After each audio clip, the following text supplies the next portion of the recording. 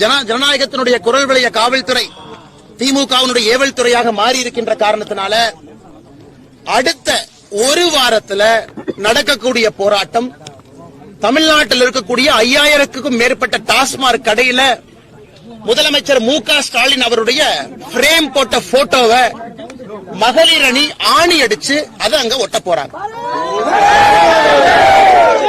அடுத்த ஒரு வாரத்துக்குள்ள தேதி குறிப்பிடாம தமிழகத்தில் இருக்கக்கூடிய டாஸ்மாக் எல்லா கடையிலும் பாரதிய ஜனதா கட்சியினுடைய சகோதரிகள், தாய்மார்கள், மகளிர் அணி முன்னிருந்து நானும் உட்பட தமிழ்நாட்டில் டாஸ்மாக் கடையில முதலமைச்சருடைய பிரேம் போட்ட போட்டோவை சுத்தில் வச்சு ஆணி வச்சு அடிச்சு அதை ஒட்ட போறோம்.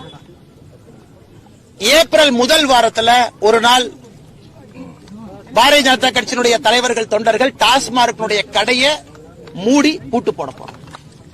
இந்த இரண்டு போராட்டமும் அடுத்த 15 நாட்களுக்குள்ள 2 தேதியில் நடக்கும். 22ஆம் தேதி ஒரு போராட்டம் சென்னையில் நடைபெறுவதற்கு வாய்ப்பு இருக்கு. அதுவும் அறிவிக்க போறதில்ல. காவல்துறை பாரதிய ஜனதா கட்சிக்கு மரியாதை கொடுக்காத வரை பாரதிய ஜனதா கட்சி காவல்துறைக்கு மரியாதை கொடுக்காது. Very simple.